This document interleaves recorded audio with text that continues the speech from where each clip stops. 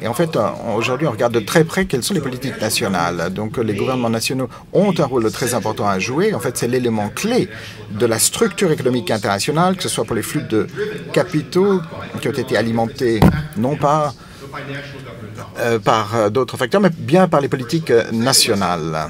Ça, c'est quelque chose de très important.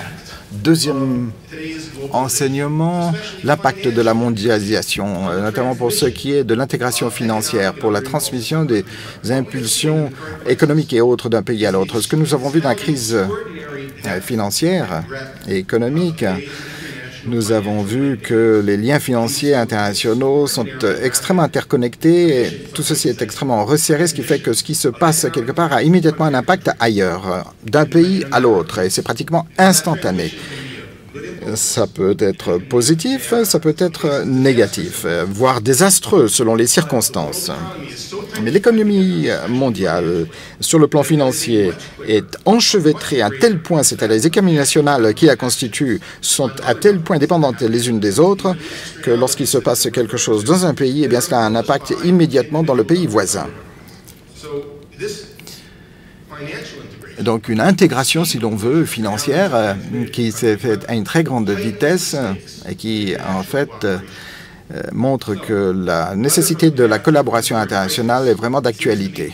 En regardant la crise récente, eh bien, je pense que l'avenir du capitalisme dépend avant tout des gouvernements, que l'avenir du capitalisme dépend de la collaboration entre les gouvernements, que la collaboration entre les gouvernements dépend de leur volonté, de leur faculté de tenir compte de l'impact de leur politique sur les politiques d'autres nations.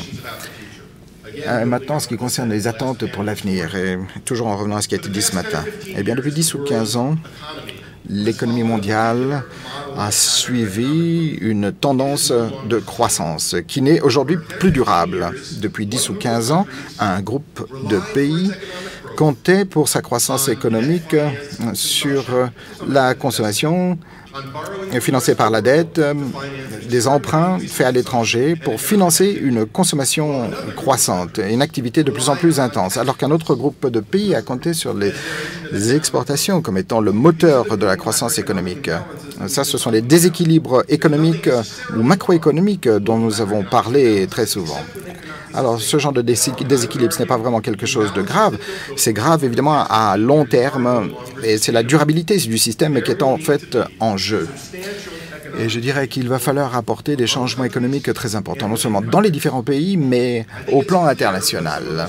Et quels sont ces changements? Eh bien, dans les pays qui connaissent un déficit aujourd'hui, eh bien, je pense qu'il y aura une période d'austérité. Pendant 5 à 10 ans, une période dans laquelle la consommation va devoir baisser, où les salaires vont devoir baisser, salaires réels, et également les niveaux de vie. Nous savons que, évidemment, ceci ne sera pas très populaire, mais il en va de même des pays à surplus. Eh bien, ces pays vont devoir s'adapter à la nouvelle donne économique. Les pays qui ont compté pour leur dynamisme économique sur un accès à des marchés en pleine expansion, dans les pays de déficit, comme les États-Unis, le Royaume-Uni, l'Espagne, n'auront plus la possibilité de compter sur ces marchés pour alimenter leur propre croissance économique. Et donc des pays de déficit, des pays à surplus. Eh bien, dans les deux cas, il faudra procéder à des ajustements structurels très importants sur le plan économique qui vont créer un certain nombre de problèmes, notamment au plan social, et qui vont générer des conflits au plan politique. Alors un processus d'ajustement, disais-je, qui est indispensable, qui pourrait menacer la structure même de la collaboration économique internationale.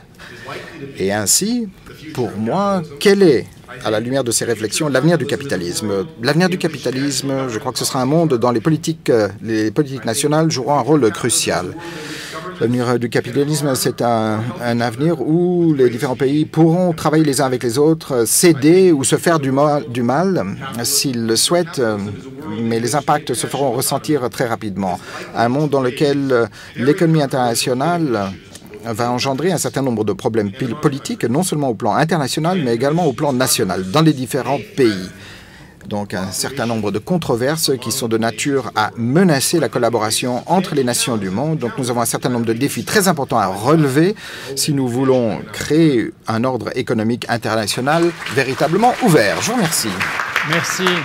Et maintenant, Lionel Saint-Sou. D'abord, si vous voulez, eh bien, vous qui voyagez beaucoup, il serait intéressant que vous nous disiez quelle est votre activité, que vous vous présentiez comme on nous a demandé de le faire pour nous-mêmes. Oui, merci Monsieur le Président. Bonjour Mesdames et Messieurs. Mon nom est Lionel Zinsou. Je crois qu'on m'a invité pour deux choses.